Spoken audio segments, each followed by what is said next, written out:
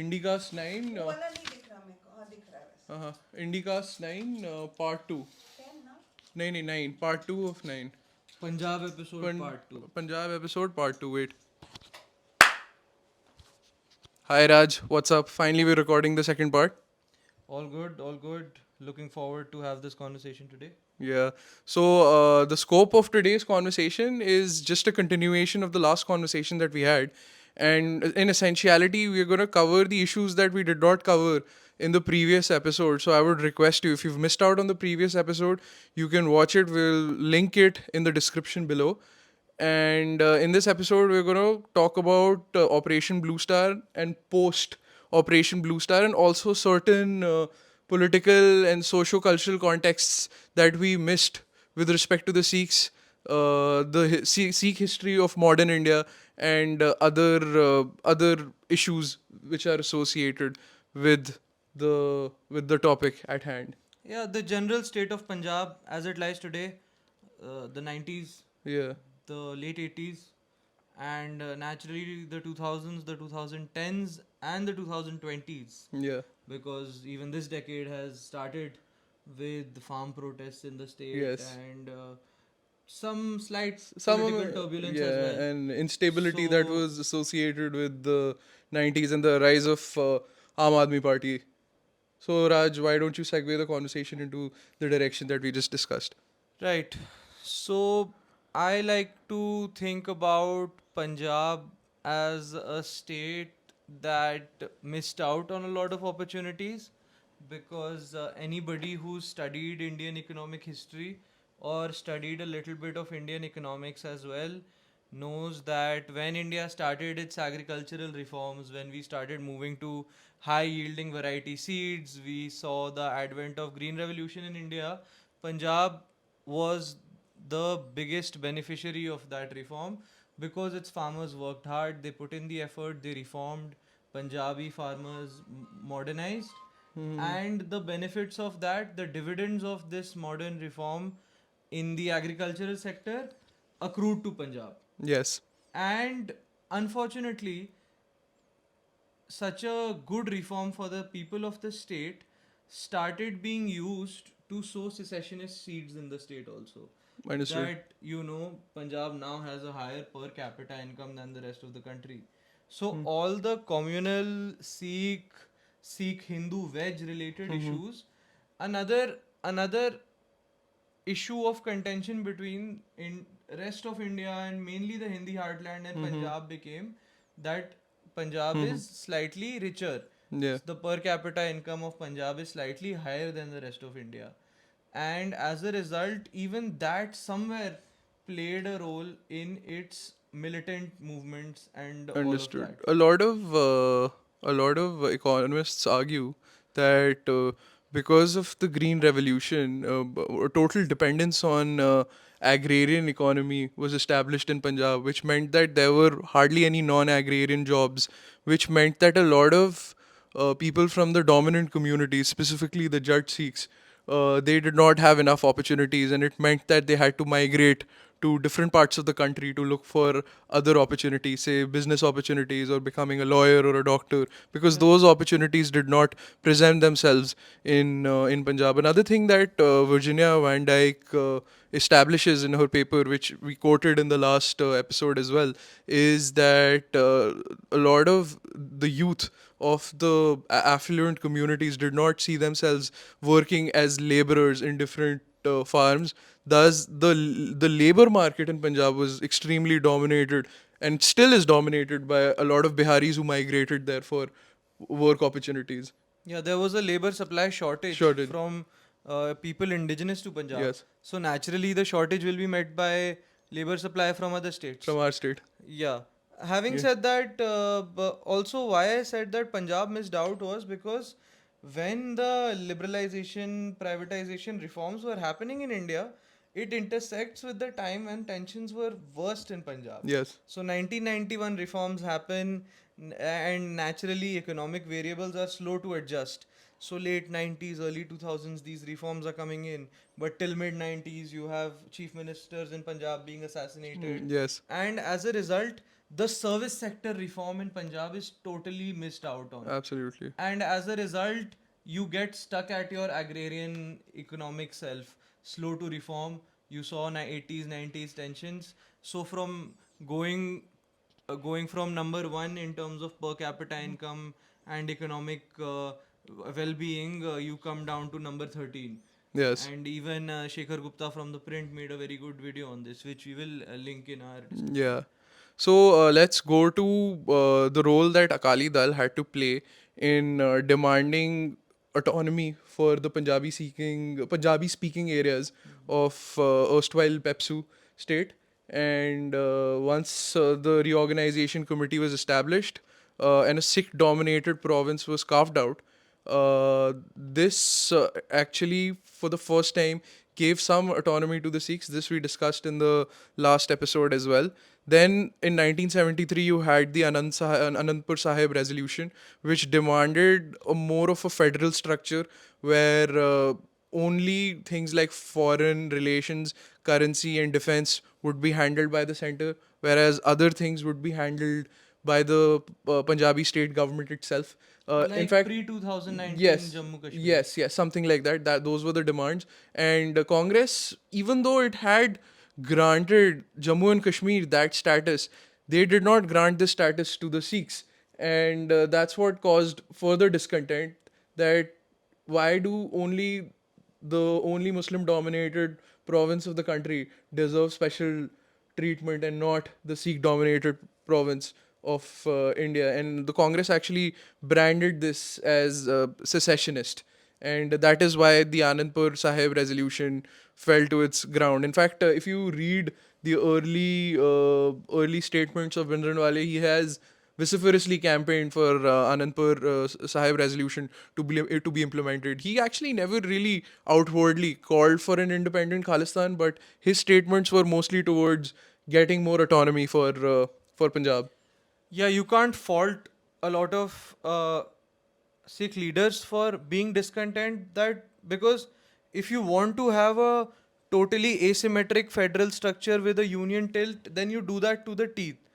Otherwise, don't make a double standard where you are happy to give Kashmir a separate flag, separate Yeah. constitution, government of India only looking after external affairs, defense, communication, everything else can be looked after by the government of Jammu Kashmir, but you can't do that to Punjab. Yeah. So I think even that is an understandable perspective from the Sikh leaders of the time.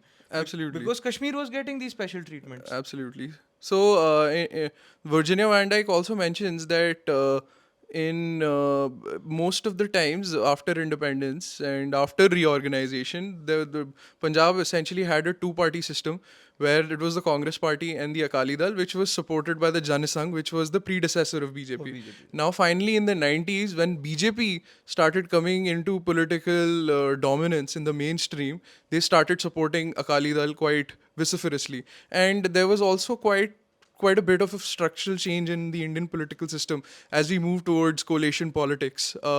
What had started happening was that a lot of importance was given to state level parties with a lot of support from central level parties. So due to this, we had entered a stage of neoliberalism in the Indo political sphere.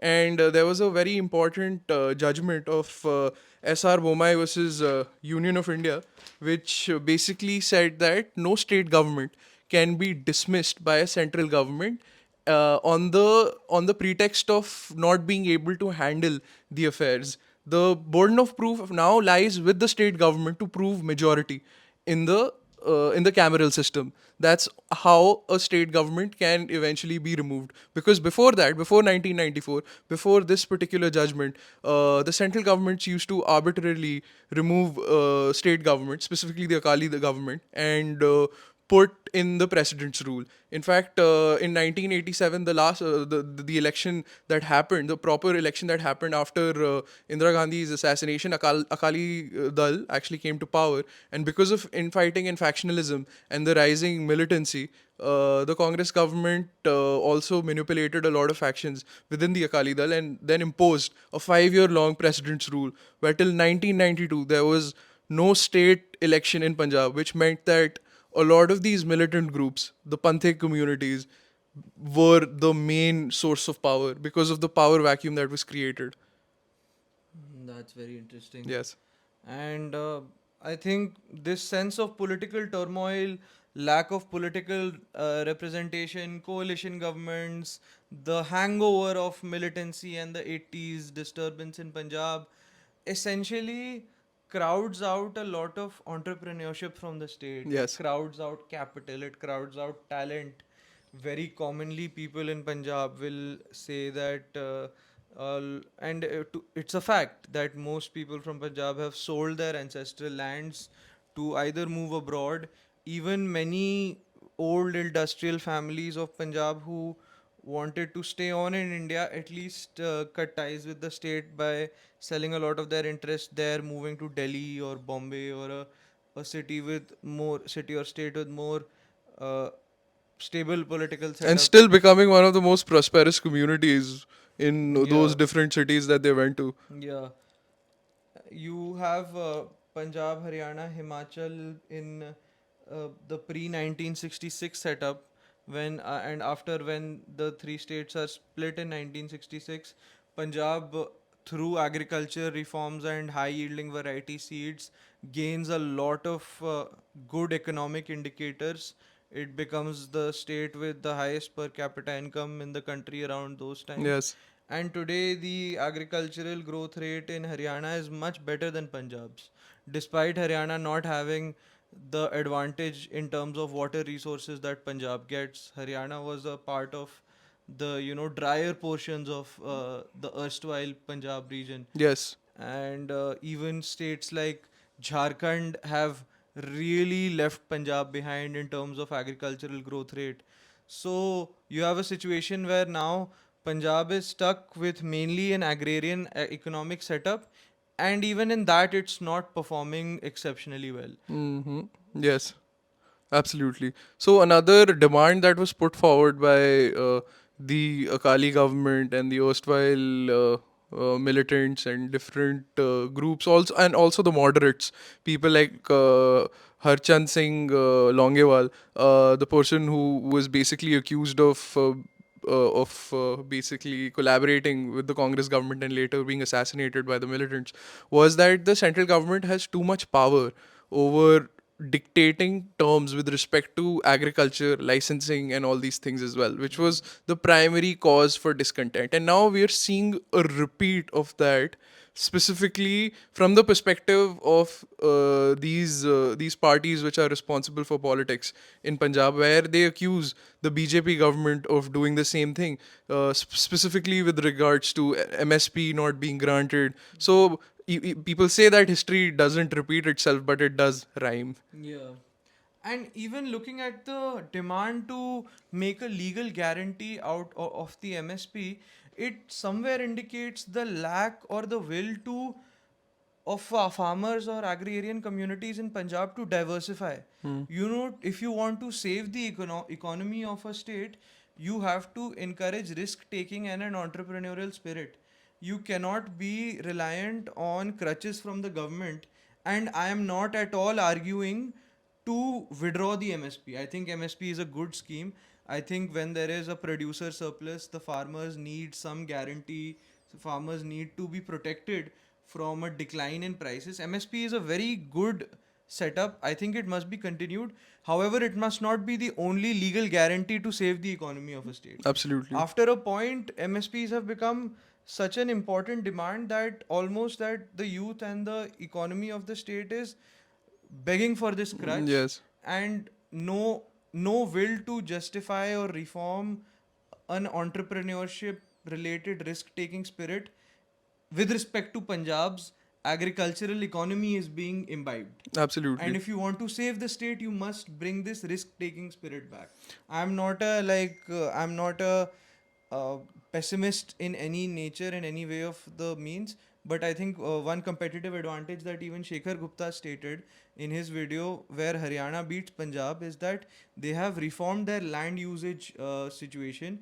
Where in Punjab, if you only have fields which are being used for different crops. Also, not too many different crops, mainly paddy or other water Which are intensive also crops. not native to the lands of Punjab, Yeah. if you may. So, and in Haryana, you have diversified land use quite significantly, where you are using it for warehousing, for Warehousing, for building malls, logistics logistic. parks, industrial Yeah. development complexes. So even these things will add to the state of Mm-hmm. growth.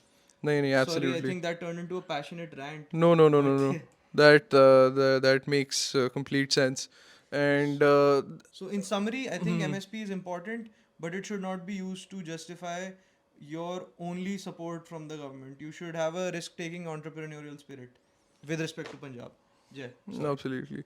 So now we can go back to the post Operation Blue Star scenario in Punjab. One of the other operations which is not mentioned a lot is Operation Woodrose, which was launched immediately after Operation Blue Star, and now Operation Woodrose is the one which was focusing on the countryside of Punjab, where the Indian Army was basically going through village after village and purging these villages out of so-called militants. And it is said that a lot of human rights violations were conducted in that process, which also alienated a substantial population of the Sikh youth around that time.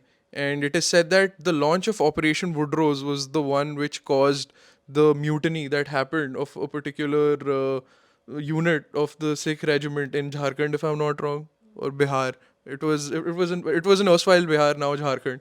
So that is one of the very few tragic instances where the Indian Army had to quell down a particular unit of its own in a proper firefight where a lot of people died.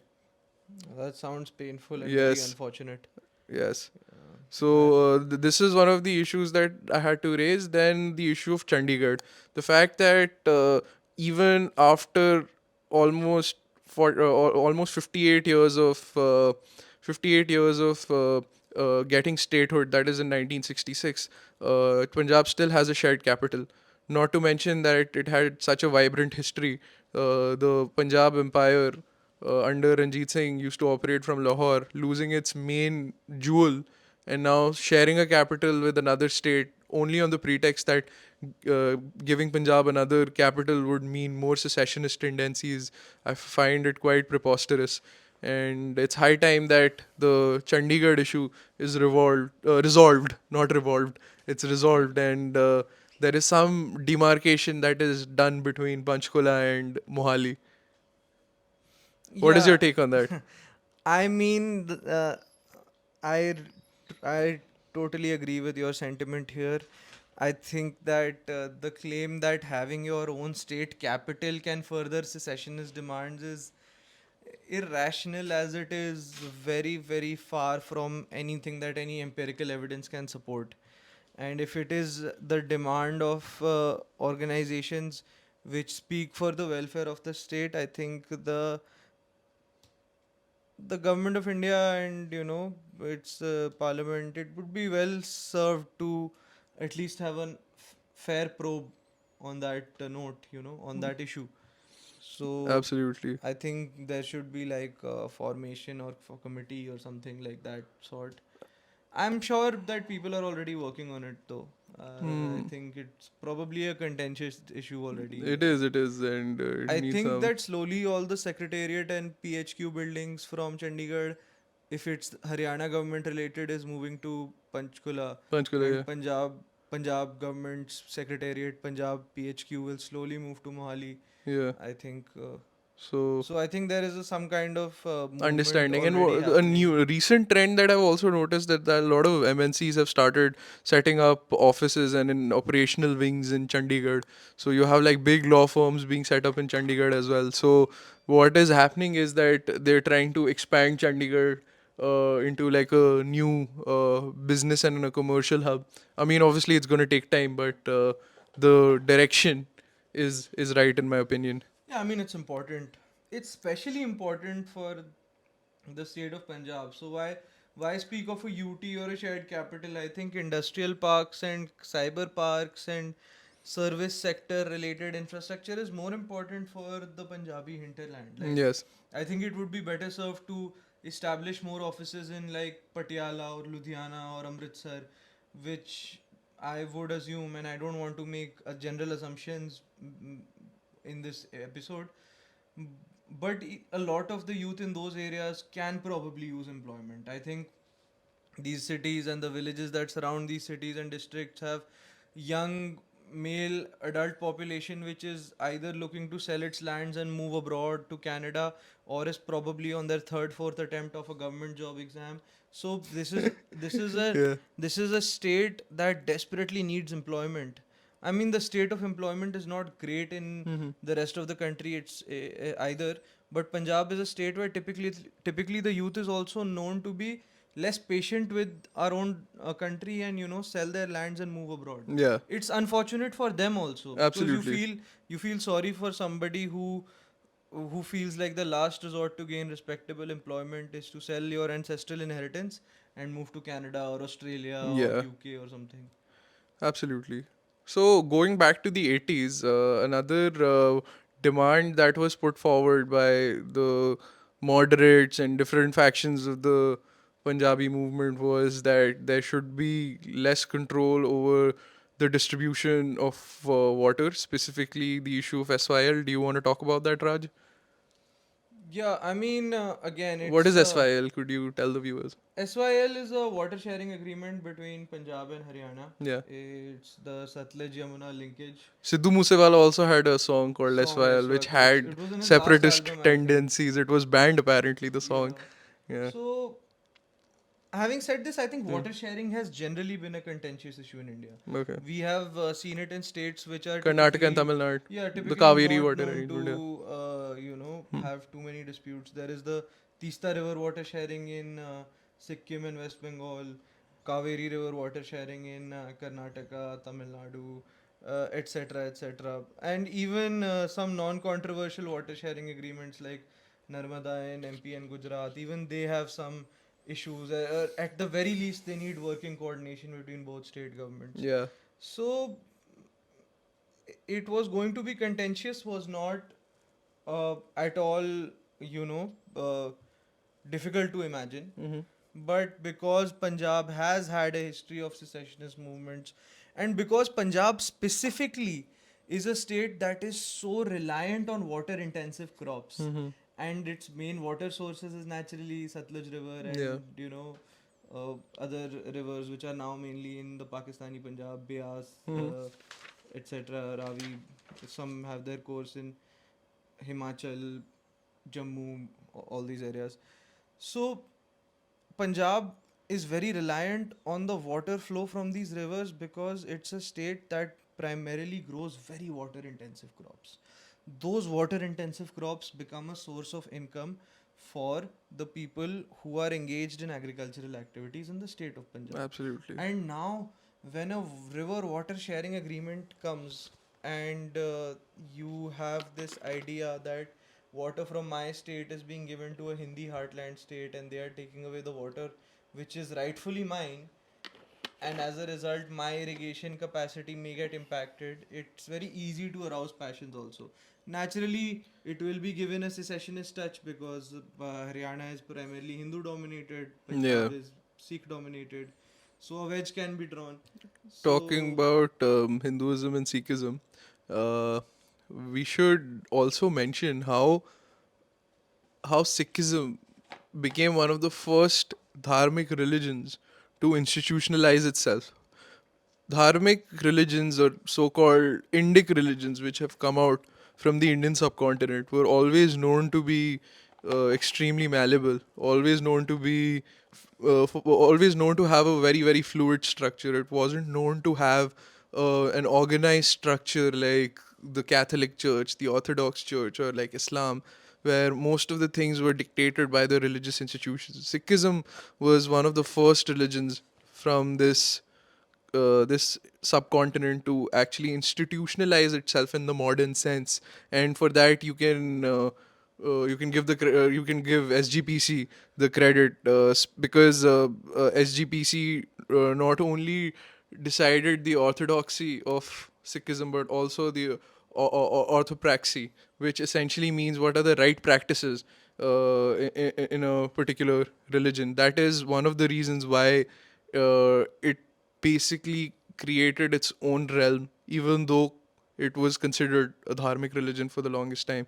This also contradicted the stance of the Akali Dal, because Akali Dal also was involved in this institutionalization of Sikhism, where most of the things were dominated around the Gurudwara. There were five important Gurudwaras, and the most important Gurudwara from where most of the edicts and the sermons came out from for the Sikhs was the Akal Takht, which was destroyed twice, once in 1764 and the second time in 1984. So the Indian Hindu nationalists could only dream of such institutionalization, which the Sikhs had already carried out. And that became another wedge between these two communities. And the contradictory aspect of this is because Akali Dal was getting most of its support from the Bharatiya Janata Party, which till this date in its manifesto views the Sikhs as Hindus itself. So that was like the biggest political, contradiction between these two parties. And this paper that I'm quoting was written in 2009, and back then itself was predicted that if even a smallest disagreement comes forward, which threatens the ideology of such an orthodox, fundamentalist, or say conservative Sikh movement, there would be a clear distinction between the two. And it happened in 2021 when the farmers' protests were at their peak and the BJP put forward the farm laws, and the Akali Dal finally split off from the Bharatiya Janata Party. And again, there was a brief sense of instability in the state, and you had the rise of Amrit Pal Singh and Waris bravados, the braggadocious Sikh youth coming out brandishing their weapons. I think So in August 2020, Mrs. Badal, who was the food yeah, processing industries minister of the government she of resigned. India, she resigned, and Yeah. that's when they kind of split the alliance up. Yes. And the the months following that, November 2020, you had the protests at Yeah. the Delhi border being initiated, which lasted, I think, till Republic Day Yeah. or even later into 2021. So exactly. So the reason why the Akal Takht is so important, like a historical context, is because Akal Takht was a raised platform inside inside the campus of the Golden Temple, where the sixth Sikh Guru, Guru Har Gobind Singh, used to conduct his courts. And it's from that platform the concept of Miri Piri was established. Miri Piri basically means a union of temporal power and spiritual power. Mir comes from an Arabic word called Amir, which is like the head, the one who actually has the muscle power. And Pir is the one who is involved in spiritual prowess. So it was something which was very close to the Sufi warriors who were dominating a lot of political and military actions in India around that time. For example, the Suravardis is a good example. So this was like a direct import of that concept inside a particular dharmic religion. So that's why Akal Takht became a symbol of divinity, and its destruction was considered to be one of the greatest acts of sacrilege that was committed by the Hindu-dominated Indian government. Right. We spent a lot of time speaking about the problems of Punjab. I am, in principle, an optimist, and I think the objective of policy making and highlighting policy challenges is to have important conversations and how to try to reform institutions of government, institutions related to our Absolutely. society, that we can augment some change. So I think we've established some problems in Punjab doesn't mean that it does not have a lot of potential. It used to be the state at one point with one of the highest per capita incomes, one of the first states to modernize with respect to India's agricultural reforms. So I think somewhere along the line the potential is still there. I would just like to, before I give my own concluding remarks, I would like to say that there needs to be a way forward for Punjab the way forward needs to be like a whole of government kind of approach where you first start trying to nudge the youth away from only agricultural type of activities or a heavy dependence on agriculture. You need to start identifying land parcels and do change in land usage and build more industrial parks instead of just using large land parcels for agricultural activities. As a result, you will also be saving water because every kind of crop from Punjab is very water intensive. So you're having like a two pronged advantage by just doing that much. And additionally, better border security and a stable, more responsible, more accountable government structure in Punjab that can resist any kind of secessionist force Yes. or any kind of provocation from the western borders. Even that kind of strong security infrastructure, along with an emphasis on industry and business development, should be set up so that there is actually a future that Punjab is Yeah, looking at. absolutely. I totally So agree that with the you. average youth from Punjab does not get dejected when they are rejected from a Canadian visa. Yeah. This his approach should be that I have more fertile land here and I have better business parks and logistics here. I have better security Yeah, here. man. Why would you rather go to Canada or Australia to work as a I don't want to look down on any kind of employment, but when you can be an entrepreneur here, why do you want to be like a delivery boy in the West? So Fair that's enough. my conclusive statement, and I think that is the only way forward for So, Punjab. again, in 1986, the traditional political structures which were associated with the Sikhs were being challenged because the Akal Takht was known as the religious parliament of the Sikhs, and SGPC and the Akalis were losing a lot of power because of the political vacuum that was being created in Punjab.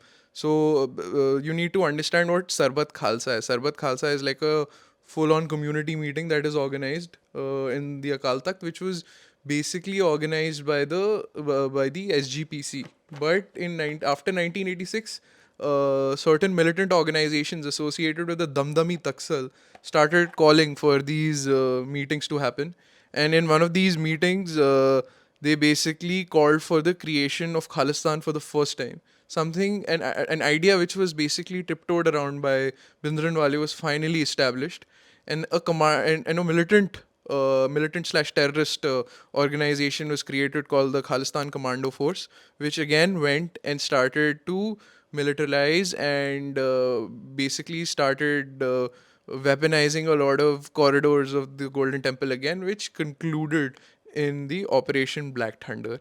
And Operation Black Thunder was not conducted by the Indian Army, it was conducted by the NSG and And the the Punjab Punjab Police. It Police. was a police operation. Now, let me tell you the difference. A military operation is different from a police operation because a police operation is more administrative in nature. So the Uh, focus is on detention it is and more focused on detention rather than recovery wiping of out, arms. rather than wiping out the enemy. So there is not direct confrontation. So as And as a result, I yeah, think Operation Black Thunder was very successful. very successful, and we discussed this in the last episode as well, but in this episode we're going to go in more details. This time the date wasn't selected as a date of an important festival, so the uh, the presence of people was less, and The passions were the lower. passions were low, and the lessons were learnt, and it was viewed with a lot of positivity, specifically from the policing committee.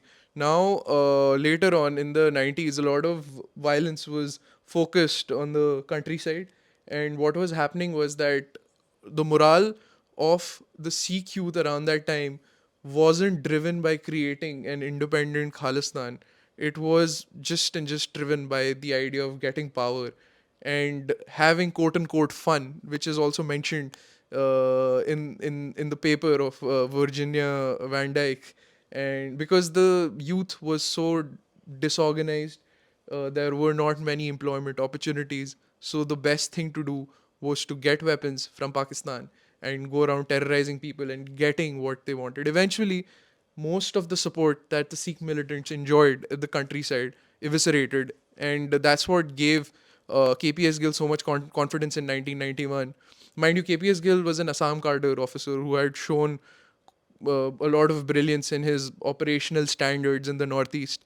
And he basically reenacted those actions in Punjab itself. Him being a Jat Sikh himself, he went on to say that because of such a disorganized approach of the militants, where there was not a certain ideology that they were following, that led to a lot of human rights violations. And obviously, the state was also accused of committing a lot of human rights violations, where a lot of whistleblowers who were basically calling out the Indian state and the Punjab police of committing horrendous acts of mass killings eventually were abducted and killed.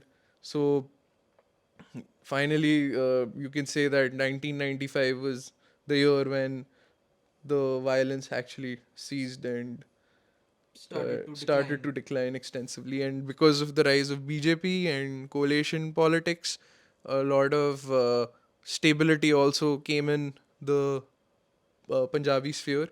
And Akali Dal is also an important organization because Akali Dal's message is of a message of moderate, because instead of focusing on Sikhism, they talked about Punjabiyat. Punjabiyat is something which is associated with your ethnicity rather than your religious identity. So under Punjabiyat, you could be a Hindu, you could be a Muslim, you could be a Sikh, or you could be a Christian. But because you represent yourself from the similar regional background, you can be inculcated in the political sphere of the Akalis. Something which Maharaja Ranjit Singh had established, who was known for his secular credentials. One of his wives was also a Muslim Pathani woman. So, yeah, I think. What are your concluding statements, Raj? I think my concluding statements only lie in what I said is the way forward for Punjab. Yeah. An improvement in the security apparatus of the state is critical, is necessary. Through since the late 2010s, you've had a lot of smuggling of drugs and weaponry through drone technologies, and challenges like that, and a better border management, Yes, better border related management. issues need to be a part of the policy priority. You need better BSF and Punjab Police cooperation. You need better technologies, or at least approach to develop better technologies that can shoot down, prevent, detect drones that are bringing in weaponry, The Russians have ammunitions. developed a very good anti-drone technology, which the Indians are interested in. Sorry to interject. No, I Yeah. agree with you. So Yeah. these technologies need to be developed, and social media needs to be monitored to prevent in some kind of development of secessionist tendencies, or passions being evoked, and those kind of things really need to be watched from the security lens. This is purely from a security lens because the Indian security apparatus has had a history with Punjab. So now I think by and large they will also be more cautious, and I think these conversations are already being had in the offices of the cabinet secretariat, the IG, Yes. NIA, hopefully.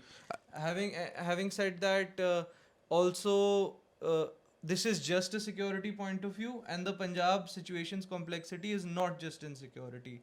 So the issues also need to be fixed in agriculture.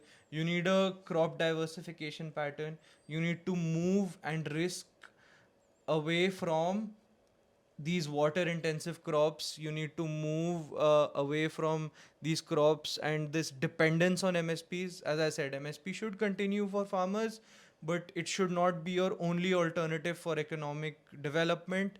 There needs to be development of better industrial development councils, industrial development, parks need to come up. Cyber city like we have in Yeah. Haryana seems In to Gurgaon, happen yeah, in we Gurgaon, but yeah. you can Yeah. have a concept like that, a regional center, even in some important cities of Punjab. This will at least keep the youth intact in the state, in the country, and they may feel like they have a future here. Yeah. That is my concluding remark that I think is the way forward for the state. What Yeah, about I you? totally agree. Let's get your concluding No, I thoughts. totally agree. I think you just said everything that I had inside my head, and I think we can just conclude the conversation now. All right. Yeah. Thank you for Thank you tuning so in, much, and and keep giving us feedback. If yeah, we've made a mistake over the course of the conversation, correct us, yeah, give us feedback. and please subscribe and like and share. That means a lot to us. We put Thank in a you. lot of hard work and research. If Thank only we had studied this much in school. thank you. Thank you for Thank you joining so us. much. Bye.